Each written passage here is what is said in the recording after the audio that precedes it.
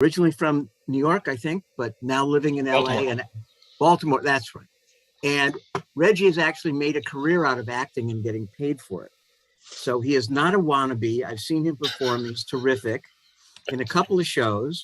He sings. I don't know if he dances yet, but he's a really good actor. And I invited him because I wanted his feedback on the performances and his reaction to them, because I thought they were pretty extraordinary.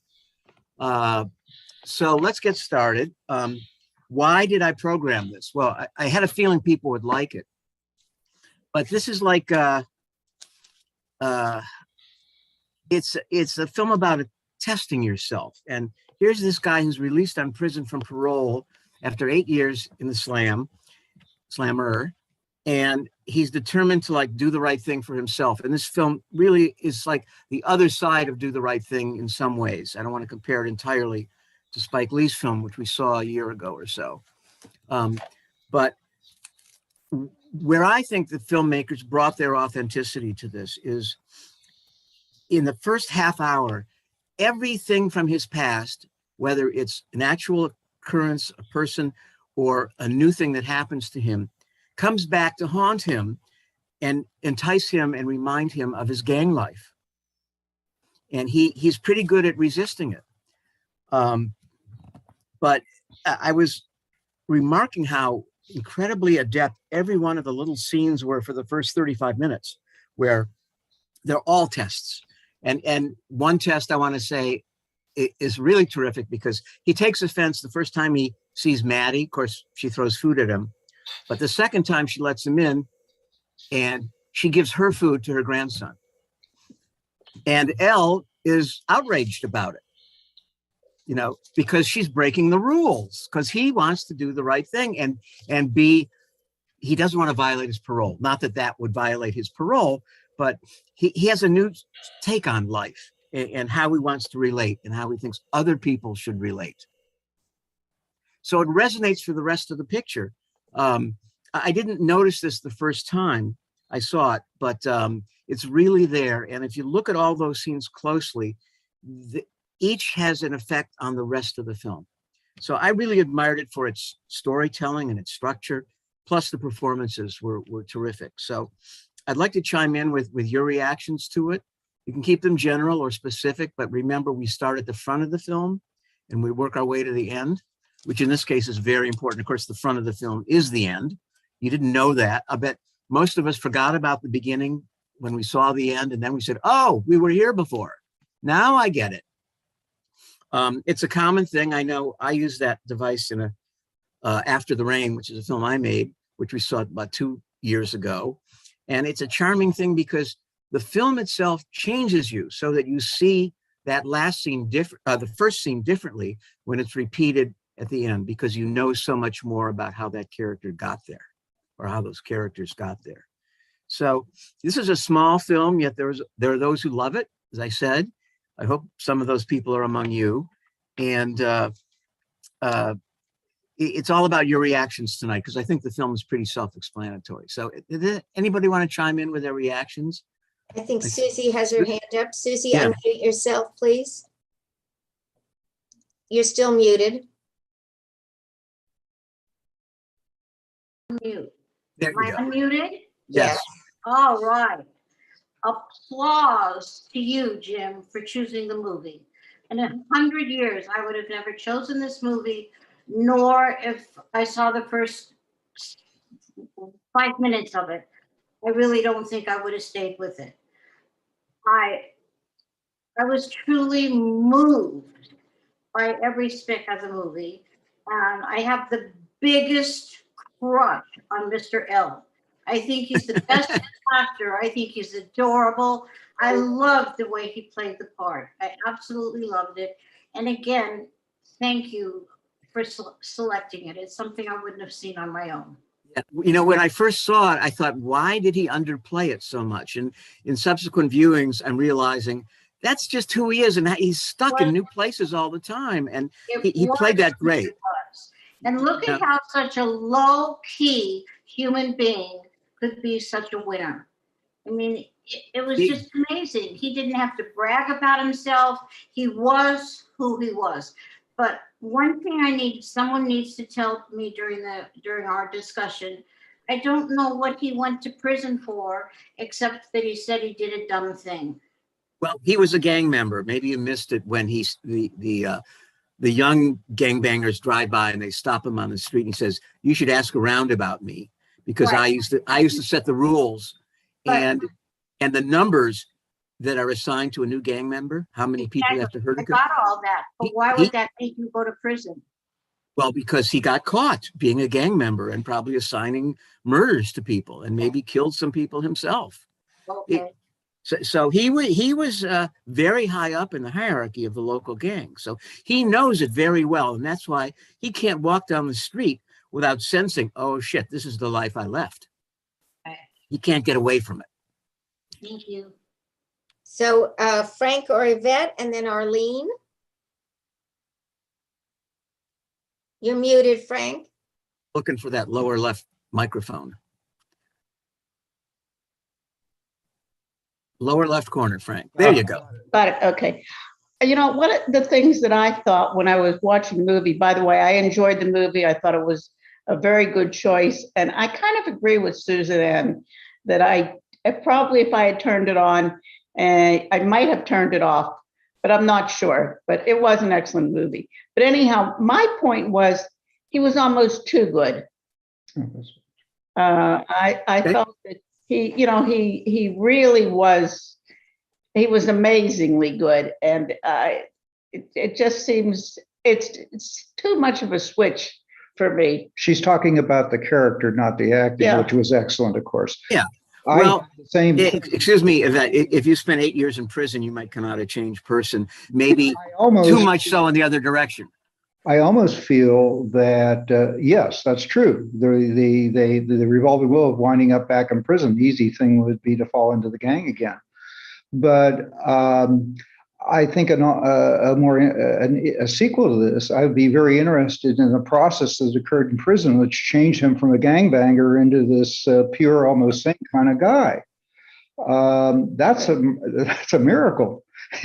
And but aside from that, I think it was just excellent showing it. But I'd be interested if anyone knows if this is really typical of gang life and it portrayed the Harlem neighborhood in reality, or was it overemphasized or whatever? But well, okay. Just let me remark on a few things that you said. You know, we never let the facts get in the way of a good movie, and you know, it's another movie to be written, but that's not the movie the filmmakers chose to make. Of course. Jamal Joseph and Daniel Beatty were the writers and producers of this film. There were others, but they're the two co-writers. So they had very specific goals to meet. You know, they assumed that this character had been changed by jail, and it almost doesn't matter what he did, but it must have been serious because he spent 8 years out of 12 or 20, I forget what it was. So he must have been on good behavior. You know, there are clues all around as to, you know, he didn't just get born this way overnight when he was released. He wouldn't have been released if he had been otherwise. So I'm glad you liked it and you were so taken by him because it was a wonderful performance. Yes. Who's now? Oh, the Shrimmers, I think, are The next. Shrimmers, and then Randy. Hi. I absolutely love this film. And that's one of the reasons why we go to film festivals when possible, because the littlest films sometimes are the best. I was immediately drawn into his journey of rejection. He couldn't get hired. Everything was so menial that he was being offered. He was so talented at mechanical things, at the computer. I just thought he was such a great character. And the acting, of course, was wonderful. And I don't agree that he was too good. How good is good? I mean, he was good. And he really had a way of inserting himself and making relationships with people even the one, where it turned out it started bad, where she was throwing food at him, and then all of a sudden, not really all of a sudden, slowly, he became part of the family. And I just thought it was done, the film was done with a light touch. It was engrossing. And his journey, I mean, he went ahead, he became a father figure for the grandson. He became a savior for the woman who was, with her cancer. He was such a mensch through all of this. But you see, go ahead. Replacing himself with his bosses, a new man for his boss to get himself out from under or on top. I don't know. but Right. I thought it was just a wonderful film. One of the things this film reminded me of was that, one of the problems with our prison system is that we don't do enough re-education in prison. And then when parolees get out, there's not enough support for re-education, for job training.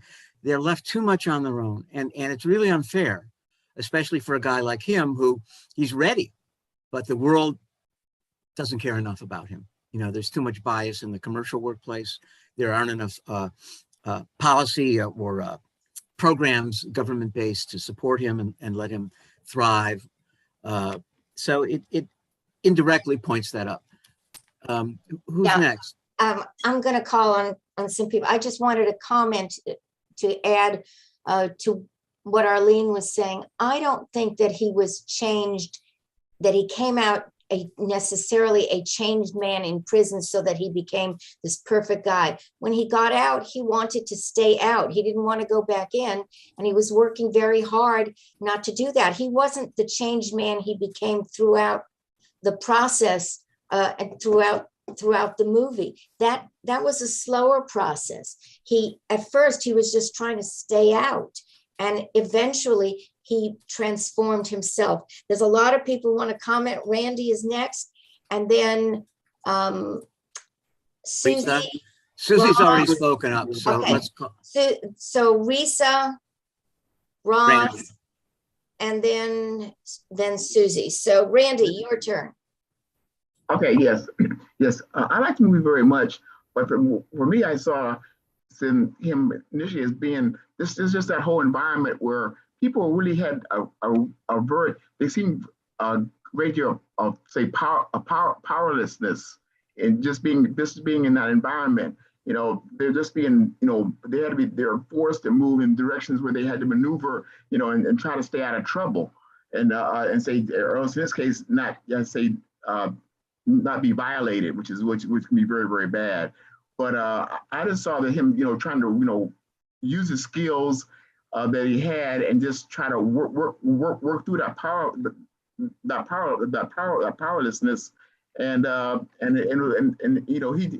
did a very good job of doing it. Considering other persons just kind of went along with it and said, well, that kind of idea of well, whatever, and just going with it. So he was resisting. Yes, right. yes. So I really commend him for working through that power, working through that powerlessness in that given environment of Harlem, and like you said, doing all those good things where he could have just said, well, I'm back, and it's just the same old thing. Wasn't who he was, Yeah. who he wanted to be. Yes. I think Risa's next. Risa, then Roz, then then Reggie has his hand up. Reggie, and then Steve, and then Susie. Okay. Well, that's a long Risa. list. And then Joanne. I want to say something that I can't back up, but I have this sense that at some point he said that his first 3 or 4 years in prison were very different from the remainder of it. He changed while he was in prison, and I get the feeling that he got his computer skills training in prison and took full advantage of it, or responded to it so well that he gained some self-confidence about his own decision-making ability while he was in prison. And as far as his being too good, I also don't think that's possible. It's just a matter of the change you think he went through, or if it was innate in him. It's hard to know. But it wouldn't have happened if the other fellow from the barber shop were not so supportive of him. And he was obviously a gang brother. I don't know, was he in prison also? I'm not sure, but he certainly was supportive and gave him the opportunity to work. So it was a team thing. Well, I mean, what they're saying is that as much as there were young gang members coming up, there were other people who went straight and tried to make good. And he got, he that was his support system and the family. I want to say one thing people said, how he was able to win the others over. Relationships happen both ways. And the people he found were people who were particularly, whether they knew it or not, leaning towards him. Ty needed a father figure. Maddie needed someone to help out because she knew she was ill and hiding it. And that somebody would have to take care of Ty and Shay Shay, the neighbor's granddaughter. So everybody has their motives, but they're open to him, and he was open to them. They sort of awakened his need for community and support. Who's next? Oh, Reg and then Roz. Unmute yourself. I think I may have had a different reaction to this film than most of the people who watched it. It seems to me that if this film struck me as maybe 20 or 25 years too late,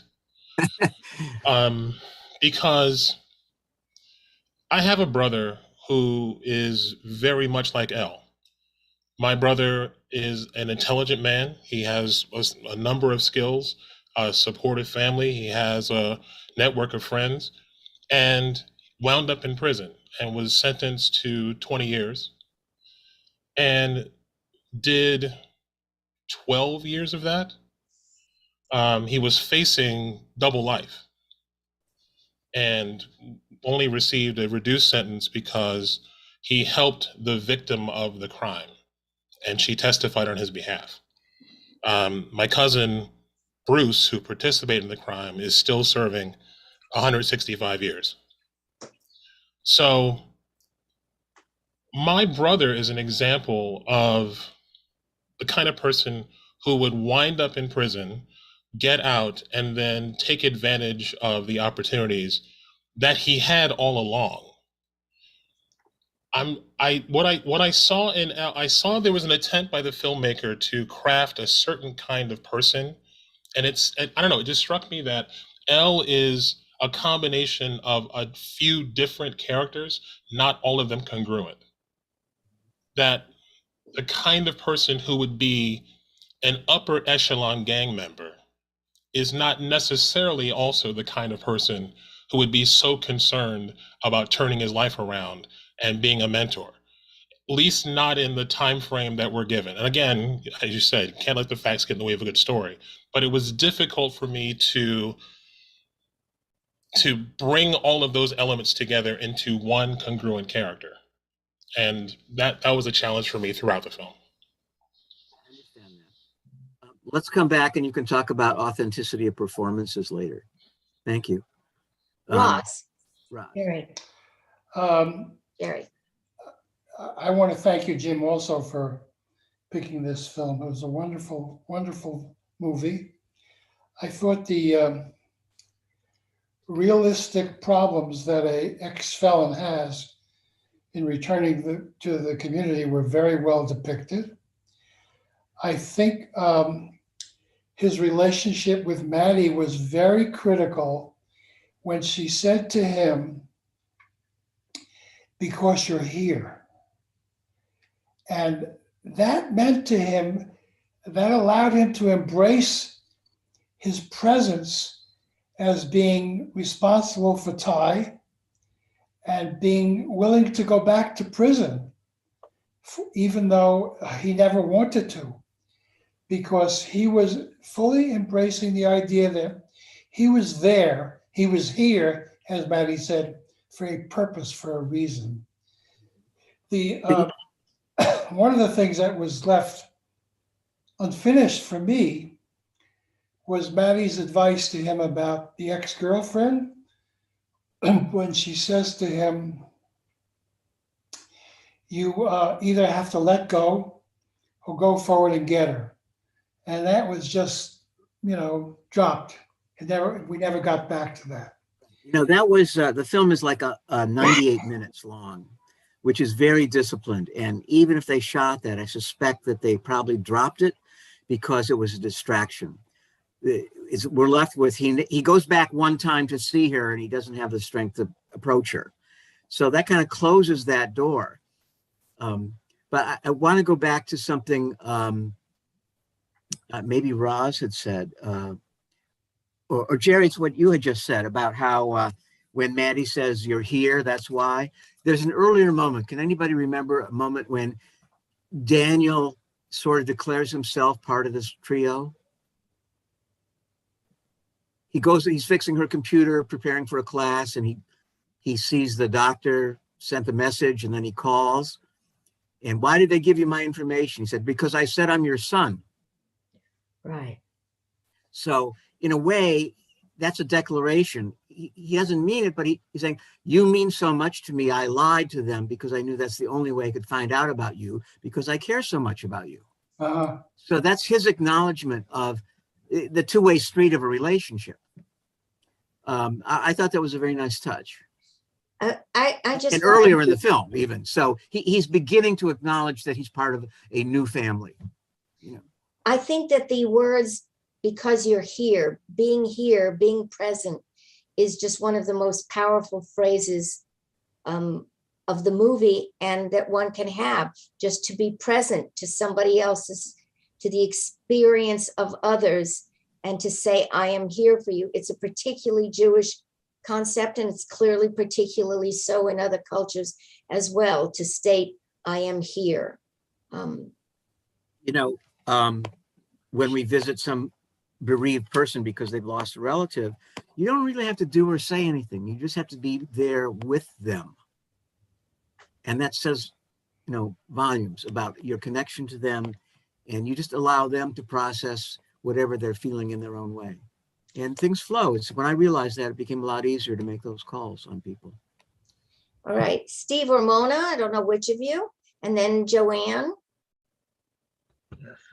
I just wanted to say I agree with Risa that the change in the main character had begun in prison, because already I was struck by how self-disciplined he was from the very beginning. He didn't put up a fight when they insisted on cuffing him when he first goes to the halfway house. He's incredibly self-disciplined, and he controls any kind of anger. And really throughout the film, there are many situations where you would think someone in his position would want to explode with anger, but he reserves that for the young gang members who prey on Ty. And go deeper with that, please. Go deeper. Pardon? Go deeper with that. I mean, you really hit it. I think he certainly saw elements of himself in these young people. And I was thinking, Reggie, about your comment about how it's difficult to reconcile a former gang leader with other traits in this man. But the things that I thought he had in common with the younger people, he was incredibly observant. He always knew exactly where everybody was in the spaces around him, which is how you have to be in New York. I mean, it's certainly, I wasn't living in Harlem, but growing up on the West Side, I always had to know who was in front of me, who was behind me, how much space there was in case I needed to get away from somebody. And I was struck by how he was like recording everything. I admired the way the filmmakers showed you this slice of life, but yet it was imbued with his qualities of observation. He was a very good observer of all the humanity around him. There were a few moments in the film where he witnesses police rousting people on the street, and he hides his face. He doesn't want to be noticed because he doesn't want to go back in. He doesn't be connected with that life in any way. And so that's not just that he's observant, but he's self-motivated. Yeah. He's on the lookout for anything that might get him in trouble as well. Right. So I did think that while I too had some issues with whether this person could be so incredibly self-disciplined, frugal, contained, and not exhibit violence, I thought he had already gone on a process of introspection and determination that when he got out, things were going to be different, and he was going to make a life for himself somehow. I think we all sense, most people believe that, but not everybody's going to have the same perception. When we don't understand something, when it's not fully explained, we tend to make up our own backstory, our own explanations, and we fill that void. And no matter what you fill the void with, you could still follow his path going forward. So, sometimes you just have to let the audience do that. I did sense there was something genuinely likable about him, whereas the guy who was the leader of the young gang members, and I thought it was very amusing when he and his friend who owned the barbershop said, "Oh, these young people now, they do everything wrong. They don't know what they're doing." Well, we had rules and they don't. It was a very funny moment. Yeah, we had a style. But the younger people were so ruthless. They had no. I had the sense that people liked Elle, even if when he was obviously very strong and capable of tremendous violence. But he had a certain charm. I didn't think the thugs who were preying on Ty had any charm. Well, they had to have some antagonist in the movie. They had to be all bad. There was very little redeeming about them, and I forgive this film for that. Another person who saw something good in him was the guy who ran the halfway house. Gave him a second chance and sensed there was something about him. A little pat, but still, it's like people noticed him. If you got to know him. Joanne? Yeah. Hi. I was just wondering if anybody else felt like I did, that this guy really didn't have a chance once he got out of prison, despite all the relationships and all his strength and all his working hard. He just, at the end, just got drawn right back into that gang life and felt he had to stand up for the young kid to keep him out of the gangs. Was that I being drawn in? He just didn't have a chance. Well, okay. Is defending Ty, the young man, or is that really being drawn back into the gang life? Or was that like an acknowledgement of, I'm going to sacrifice myself to really save Ty, and therefore I'm doing not the gangly thing. I am doing, something that's very righteous and self-effacing. Right. It was not an act of ego. It was an act of love. For correct. Ty. Correct. But it still ended up with him being back in jail. Now, So despite the hard work and despite everything he'd done to make himself. Did you have hope when you were watching the film, the middle section, say? Did you have hope that he was going to make it? Or did you see this coming? I had hope the whole way through, but I honestly, from the first minute, I thought this is not going to end well for him. Who's next? Okay, so now Jeff.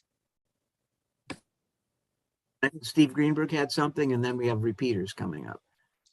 Steve Miller hasn't spoken. I really don't have anything major to say about the film. I disagree with the idea that there wasn't a finality to the girlfriend, the former girlfriend. I thought it was very clear that when he saw her loving this child and getting into a relatively expensive car, that he understood that it would have not worked to approach her at that point, because she'd made a life for herself. And I think that, so to me, that was subtle. The other subtle thing that happened was when he lied down with the man on the street, and we discovered that that was his father. And the man he's been giving money to all this time. And that gives us all we need to know about why he ended up in the gang life that he did.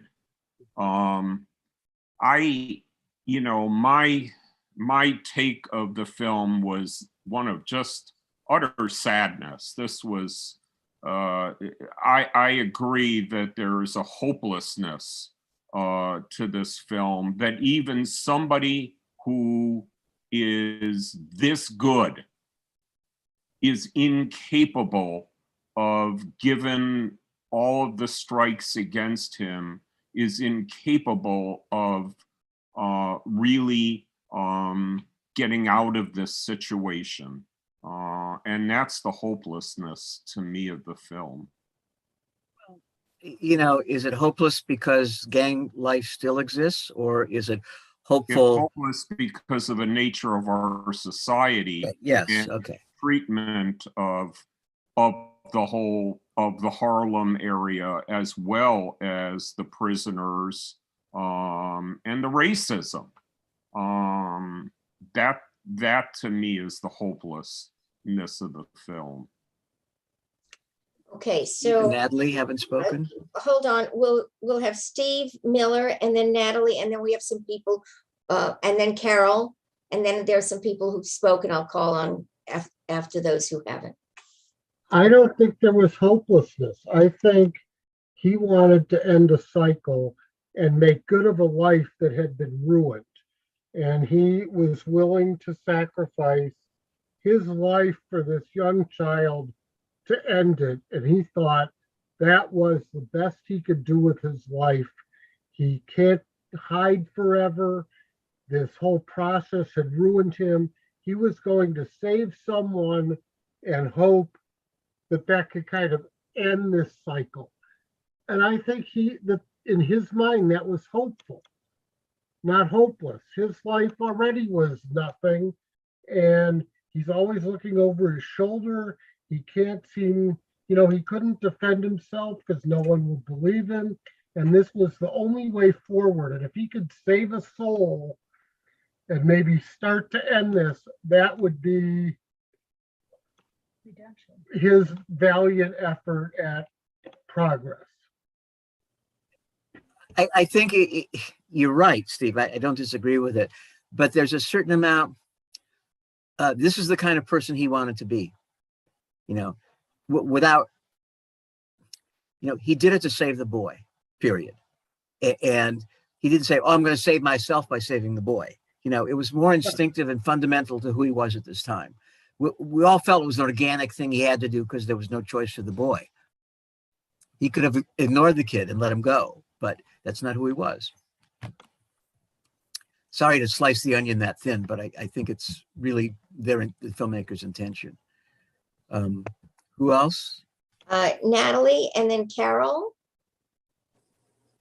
Well, first I'd like to say that I enjoyed the film a lot. I thought it was a very good film, but I agree 100% with Jeffrey, what Jeffrey had said. I found this to be one of the saddest films that I have seen in a very long time.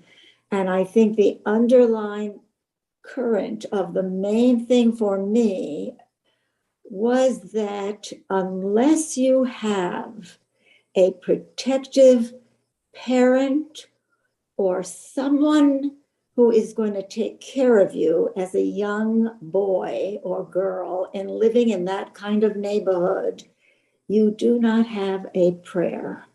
You do not have a prayer against the gangs taking you up. You do not have a prayer of getting an education.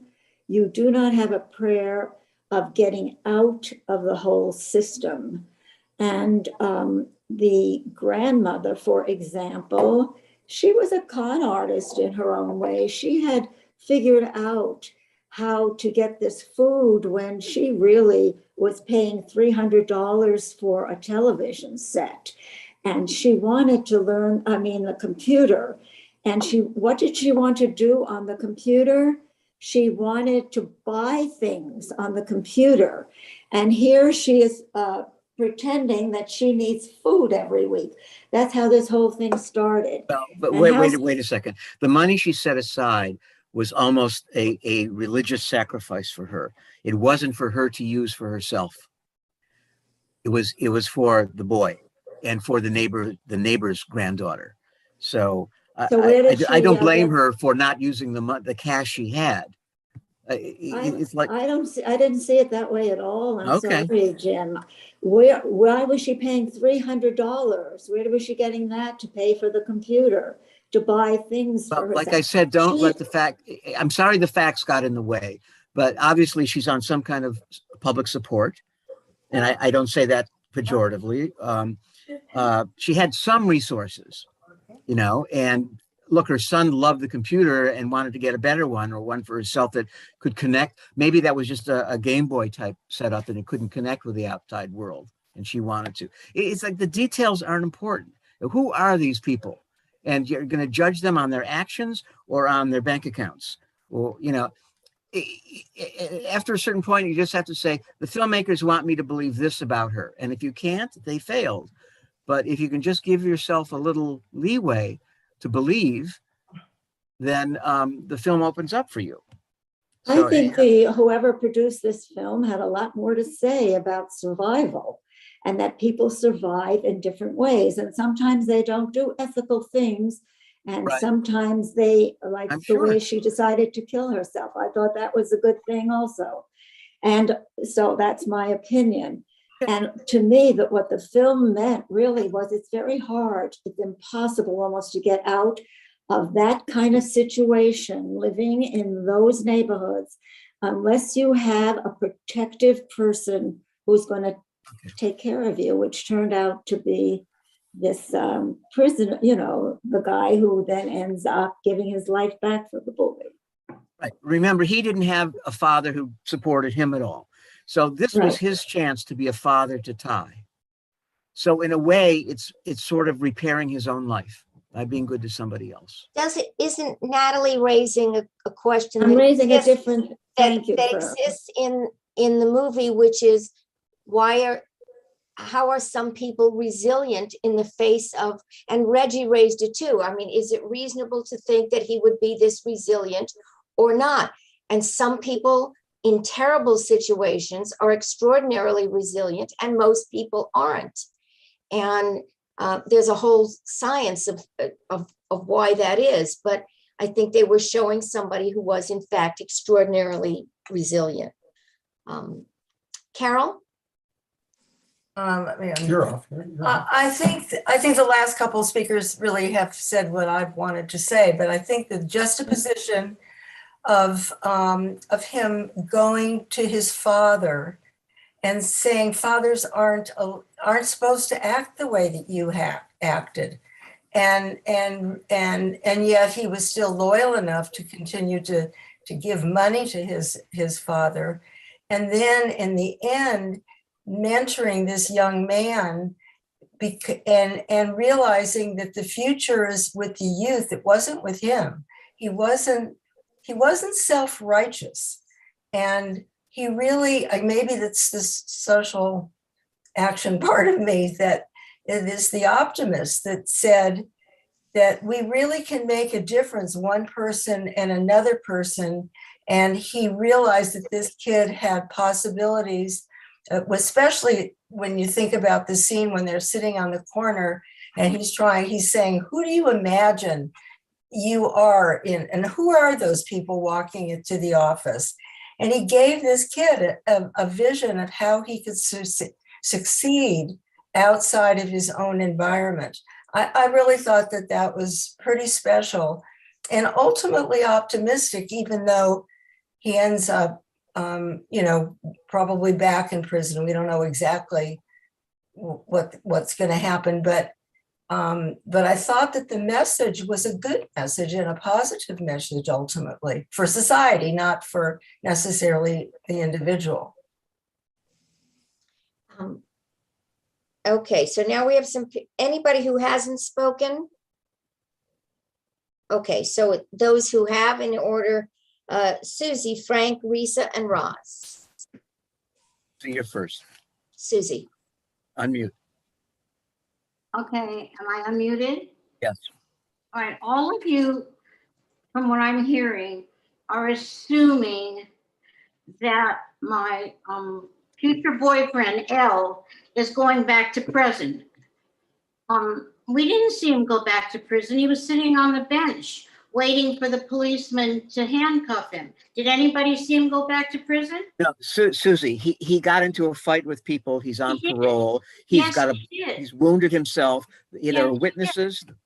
He did, but a whole bunch of money was left to Ty. A whole bunch of money.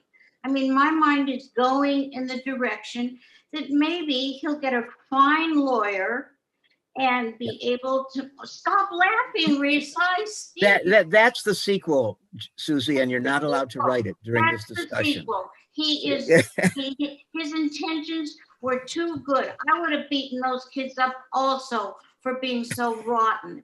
And he is not going to spend much more time in prison, and he's going to come out and be Ty's father. Okay, I'm glad you felt that way about him. I'm gonna let Alona unmute herself and speak to it because she raised the issue in the chat about this movie needing a sequel, and Alona worked in the criminal justice system, so I think it's just kind of an interest. Alona, you want to comment? Well, because he was shot, the defense could be that they were robbing him and he was just defending himself. There are many ways to go. It doesn't matter, but I mean, it doesn't necessarily mean that he's going back to prison. Stop laughing, Reggie. But the issue, I think, is I wondered whether he killed those guys, because when he said 3, and then there were 3 of them, and I didn't know whether he meant to turn it around. It doesn't matter.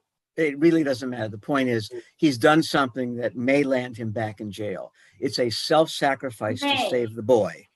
That's really all you have to judge it by it. And remember, before the fight at the end there, Ty is sleeping on a sofa in his new apartment, in Elle's new apartment, and he brings the hat box to him with the money in it. And it was hard to see. There was a note on it. So in other words, I'm going to go do something. At least you'll know what to do with this. So he's making provisions. There's a thoughtfulness. He didn't just lose his temper. He's out to protect the boy by removing those people from being a threat to him. Jim? Yeah.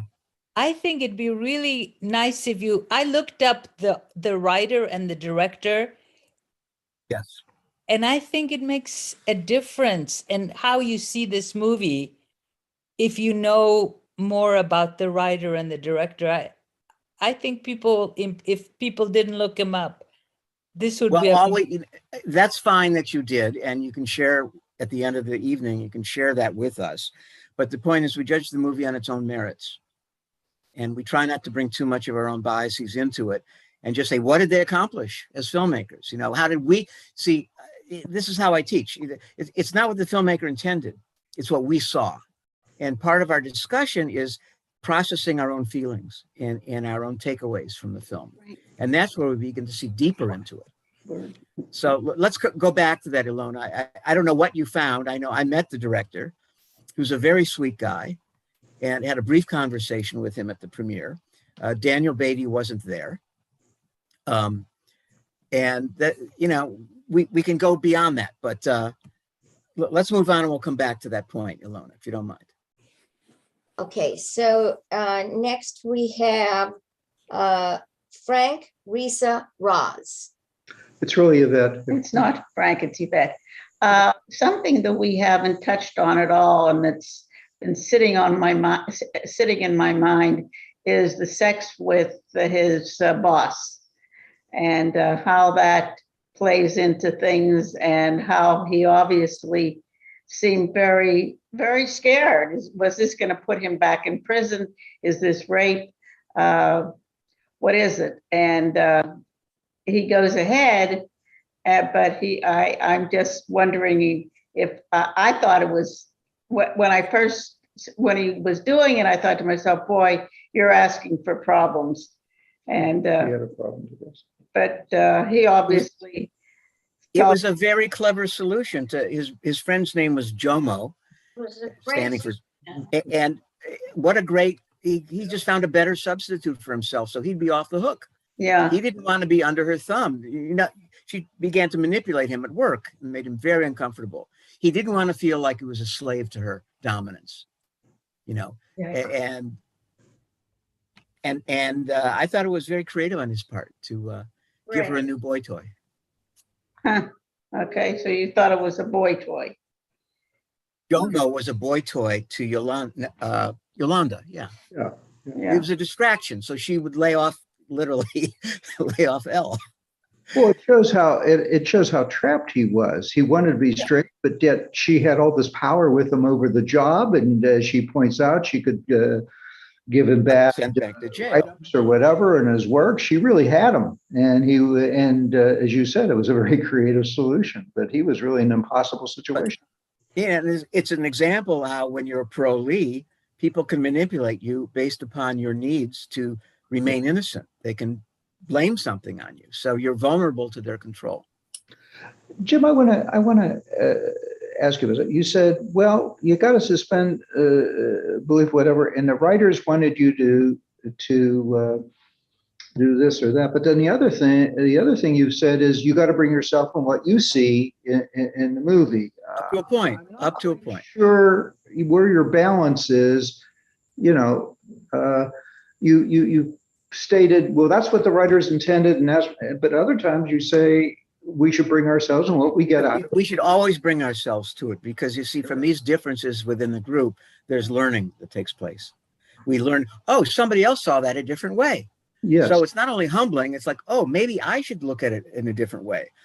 That's really the real benefit of our mutual discussion here. That's right. So that's why I do it. Too often in our discussions, people will bring up a detail that is totally irrelevant. It's there. I could see how people assume or they have a question about it, but it's so far afield. You know, you do at some point, you either go along with the filmmakers or you stop watching. My feeling is if you continue to watch, you're engaged enough to want to see how it ends. So, you know, if it gets in the way for you, that's fine. But you got to look at yourself. Why did you watch it all the way through to the end? It's because you cared something about the characters. Ross. You're done, right? You know, there was a point in the film where I was hopeful and optimistic when Elle offered the gang kids $1,000 to leave what's his name? Ty alone. And I thought he really knew what he was doing. It would work. Things would get better. And then when you saw Ty beaten up and he had to go forward and get these guys, I thought he killed them. I don't know. It was so disappointing for me. So, but that I'm sure the filmmakers attended. You know, Ty went on marches with them and felt pride to be in this group demonstrating for freedom, to show that look what we can accomplish on every street corner in Harlem. Ty was making progress, and Daniel was right there behind him. And it's only when the gang members come back and say, you're not with us anymore, you're wearing a nice, different, clean shirt because you have a girlfriend at school, we lost you. Well, we're going to show you what happens to people who desert us. And then Elle has to go back in and intercede. So that's a really important part of Ty's rehabilitation, if you want to call it that, where he's turning the corner on the gang. So it's important that we see that. So they lost the money. Well, you lost the money, but that's, again, it's a clever solution. Maybe I can buy these guys off because they understand money. That's what I was thinking. It's nonviolent. So again, he knows how these people think because he was one, you see, and he's relying on his deep knowledge to go in the other direction and to save Ty. Let's call on Risa and Lisa, then Randy, then Jeff. and Jeff, and then Reggie. I'd like to get back to Reggie's take. Yep. I want to go back a couple of steps about the congruence of the character and how he could be this way and that way simultaneously. And I would like to propose that these generals of the gangs are misdirected, but they're leaders, they're charismatic among their peers, they notice everything because they have to notice everything. And I think that those leadership people are obviously, because of society or because of gang structure, they are misdirected. But there's the qualities that allow them to be the leaders of these groups are some of the things that we see in L. There's a charisma, there's a leadership, there's intelligence. And when I used to teach some of these students who were gang people and in that atmosphere, it was kind of a Black and Mexican mix. They had potential. And I tried to get to them through the mathematics course I was teaching. And every once in a while I succeeded, where I could get them out of that neighborhood. I was once chastised completely for taking an extremely bright student and had relationship with the parents too, and suggested that the child move to a high school in a different neighborhood if they had somebody that they could use their address. And I was just absolutely chastised by the principal of the school for taking one of the best, brightest students out of his school who could have raised his grades, etc., because of how he did on tests. But the kid got out and he got out of the neighborhood and graduated in the top 10 of the high school that I had sent him to. So I just feel that these leaders are in a terrible society, but they have a lot of the qualities that Elle showed. I don't think they were all new. I think they were just directed properly. Thank you. Randy, unmute yourself. That's true too, what you said. Just kind of picking on just a particular scene. I think Elle being in prison, I guess he's been in prison, he was basically, a very, very Black person. But I think in prison, he became somewhat of a hybrid. Because remember the scene where he's eating the chicken, cutting with a knife and fork? Now, that's a very white practice. And I ask you guys, how many of you guys eat chicken with a knife and fork? So I think really, I ask you, because I thought, because I myself, I experienced that. I experienced that myself as a child, as a teenager. I went to dinner at someone's house and they were eating chicken with a knife and fork. I just froze, and I said, but I think he also learned some very good white practices and some white ideas, and I think that also helped him as well. After he came from prison, he said, well, I can do it a Black way, but also I can do it a white way as well. And I think he's probably going to try to combine those and and hopefully make a better life for himself if given the chance. Yeah, that's what he demonstrated. So Reggie's next, and he has some different ideas about chicken. Unmute yourself, Reggie. I think that, and I'm sure it was unintentional, but what the filmmakers have done is that they have recreated the magical Negro. They've created a character who has these supernatural qualities of wisdom and kindness and beneficence and self-sacrifice. And yet, a person with those qualities is also the leader of a violent gang. And those two things just don't add up. They just don't. This is a trope that has been used in cinema for decades, and it just left me wondering, is black cinema going to ever leave these stereotypes behind? Well, we've seen examples. Look at the, yeah, I think so. And I also, think, let me just say quickly yeah. before that,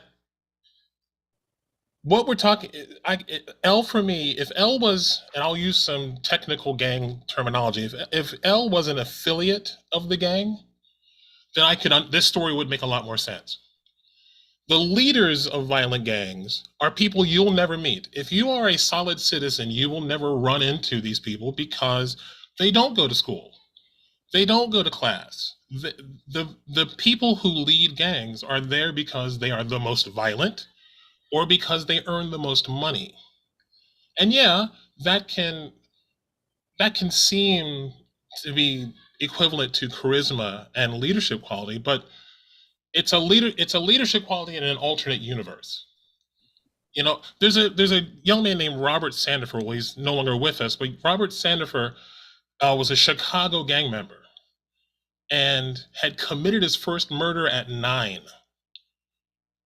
And it had a series of murders on his record by the time he was 11. He was murdered at 11 by a 14-year-old member of the gang who wanted to ascend in the gang leadership. That's not a person, that is not the person that's in this film.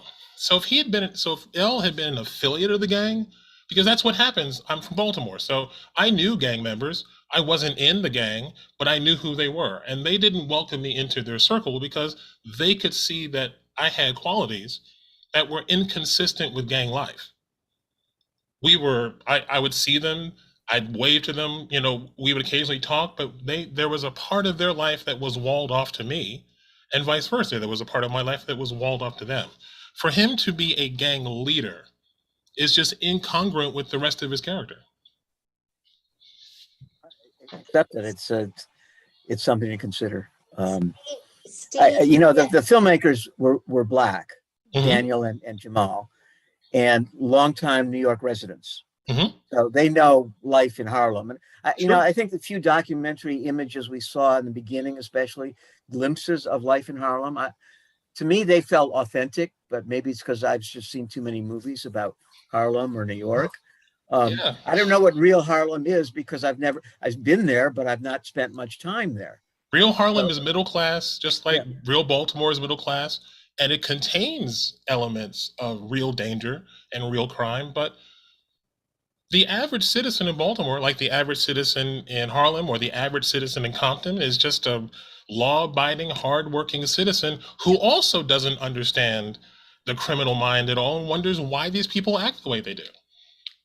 There's an interesting scene early in the movie where a white realtor is explaining to a white couple about how the neighborhood is gentrifying. And he stops and he overhears it, and she Yeah. gives him the look about, what are you staring at? Get out of here. You know, it's like, don't ruin my sale. I thought it was very observant. The different kind of middle class than you were referring to.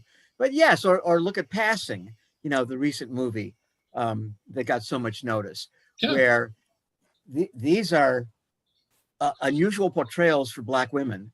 Mhm. Granted, it was a different era, Right. and they were very unique in their own time. So, Well, not really. I mean, my family members did the same thing. The light-skinned members of my family did exactly the same thing. I mean, I guess what's there's a way that Black life is portrayed in film that I just find distressing. I just do. well, what have you seen in Black cinema currently that you've admired, that you feel adequately tells the story? I mean, the stories are so diverse. You know, none of us stand for the whole of our ethnic group. Right. Nobody can. So No one can. yeah. But there is a filter. There is a Hollywood filter that Absolutely.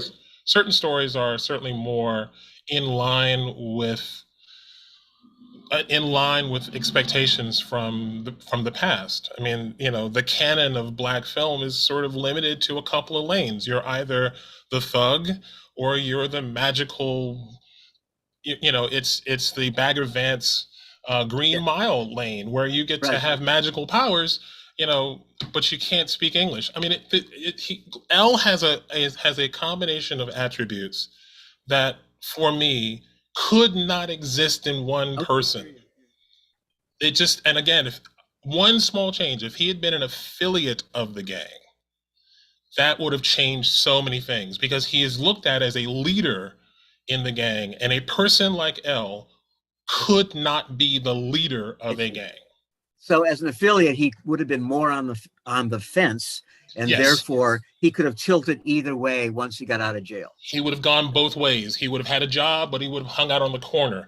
Glenn Lowry, professor at Brown, talks about this. Glenn Lowry is the youngest Black tenured professor in Harvard history. He would also hang out in the park late at night and smoke crack. And so he talks about being caught between these two worlds, and he would go back and forth. He would be teaching economics during the day, and he would try to retain his Blackness, if you will, at night. And even he talked about the incongruence of these two worlds. And he was not an elite member of the street life world, although he tried to be. He was an elite member of the academic world, but he couldn't, because he was a Harvard professor, he couldn't be an elite member of the street world. He didn't have the qualities. So apart from the authenticity of the story, what did you think about the authenticity of the performances, or is that connected for you? That, to me, was the saving grace of the film, for me, was that the performances were so subtle. They were so nuanced. I rarely see Loretta Devine outshine in a film, because she's a brilliant actor. But there were some really nuanced, I thought, really thoughtful performances. And I just wish that the details of the story had helped them a little bit more. Barbara hasn't spoken. And Barbara, can you unmute yourself? And then after that, Jeff and Steve Greenberg. It's on the bottom left. Lower left. There you on go. mine, it's on the top. I'm using my iPad, but anyway. All right. It was very interesting what the last gentleman was saying. I don't. Reggie. Okay. What I'd like to ask him was, do gang members go after other people who are not in the gangs and try to recruit them? Or do people who are not in the gangs want to be part of the gangs? Which way does it work? That's kind of my question. I always was of the impression that the only way that you're going to survive in an environment that was portrayed in that film is to be a part of the gang, because then you feel like you're part of the family, you're being protected, you're getting what you don't get in your home life. You're getting the camaraderie, the friendship, the protection, the belonging. Go ahead and unmute, Reggie, and you can answer that. I would encourage everyone to, there's a documentary, and maybe, Jim, you might want to even screen this. There's a documentary called Bastards of the Party. And it is a film done by a gang member, done by a member of the Crips, who asked a simple question: how did the Crips start? How did this happen? So he starts talking to what are called the OGs, the original gangsters, the older members of the gang, to ask them, how did this start? And they could only take him back so far. So someone suggested that he contact an archivist for the LA Times. And this archivist took him through the entire history of Compton, from when it was a 100% Jewish neighborhood in the 50s to its transition to an all-Black neighborhood within 6 to 7 years. It's a brilliant film. And to answer your question, I grew up in one of the most dangerous cities in America. And what happens is the gang members universally that I met didn't want what they called civilians. If you were already leaning that way, then they might hint at you that you might want to join. Most of the time what happens is it's a neighborhood thing. Someone joins the gang because they want protection because they happen to be in a hot zone. I'm in a neighborhood and the neighborhood that a block away wants to hurt people who they think are gang affiliated. And so to protect myself, I joined. That's how the Crips and the Blood started.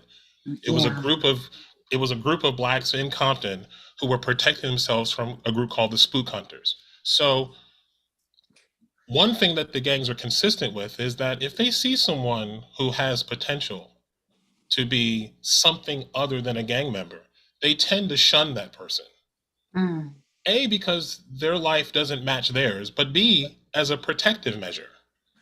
You know, you don't want, Ice-T talks about this. Ice-T wanted to be in the gang, and the gang pushed him out because he had musical ability.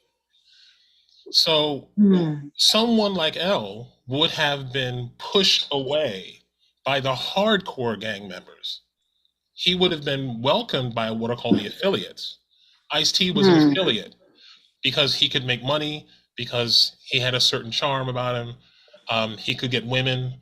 Women liked him. So they liked him, but he couldn't be a core member. And L, from all of his character traits, would have been one of those fence sitters.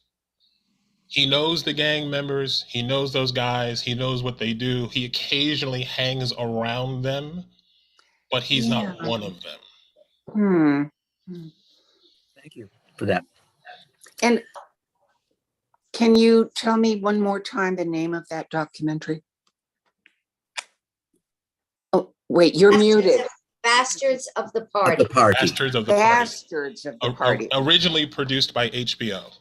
Okay. And it actually, there's a full-length copy of it on YouTube. Okay. It's a difficult film to find, but it talks a lot about the psychology of the gang, the psychology of wanting to be part of a gang. The Crips actually began as a community group, believe it or not. They considered themselves a community group. They consider themselves an offshoot of the Black Panther Party. So there's a great deal of sort of confusion, identity confusion with members of the gang that L certainly did not possess. L had a sense of who he really was, who was really important to him. He had a sense of values. He had a sense of sacrifice. And those are things that make it impossible for you to be deeply affiliated with a gang. Impossible. Thank you. I think we got Steve Greenberg next, maybe? We have Jeff and then Steve. I'm not going to touch what Reggie was just talking about. I saw this film as kind of the major theme running through it was the individual versus kind of society and the system. So Reggie is probably absolutely right that the individual portrayal may be suspect in certain ways. But to me, the theme was really that it's systemic. The problem is systemic here, and that there was just no way to get out of this situation. And I think of the scenes that they showed with headlights, just like that sometimes they would show that kind of the individual was not relevant. The individual person was not relevant. It was just, this is the way things are. This is the way society runs and it flows. So I guess I was looking at it less as a character study and more around this theme of the difficulty of ever getting out of this kind of situation. Okay. Steve, unmute yourself. Greenberg. Okay, I was very impressed by everything Reggie said. And it reminded me that in any fictional film, the filmmakers have to walk a balance between what's dramatically satisfying and what's credibly believable. When Alfred Hitchcock directed Psycho, he got a letter from a group of Australian ophthalmologists who said that the film was ruined for them when Janet Leigh her character was stabbed to death in a shower, and they showed her eyes and the pupils weren't dilated as they would have had to be if she was really dead. Well, we can laugh at that and say, well, who in the world except ophthalmologists are going to notice that? But if Hitchcock had those drops that we get when we go to the eye doctor put in her eyes, and the lights from the camera crew weren't blinding her, and they would have satisfied the ophthalmologist too. So there's nothing wrong with making an adjustment that keeps everything else in the story the same pretty much, but makes it more credible for everybody else. And also, let's not forget, from the very first scene of this movie, we knew what the ending was going to be because we came back to it. So the fact that, we think, oh, we were disappointed some people were disappointed that he wound up going back to prison. It was an act of self-sacrifice. It was as noble and uplifting as any Shakespearean tragedy, because he had made a deliberate choice to sacrifice himself for this kid in a way that his father and nobody had done for him.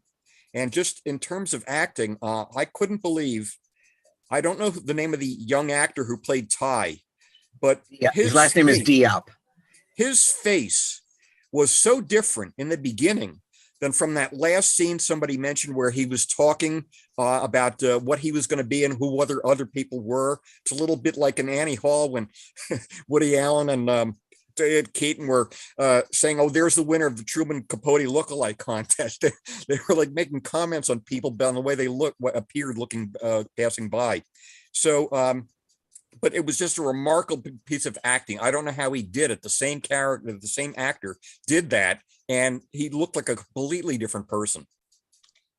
Well, I looked the young actor up on the pro IMDb website, and of all the actors in this movie, he had the most attention. He had like 1.2 million notices, and everybody, the closest person had 900,000. I think that was Daniel Beatty.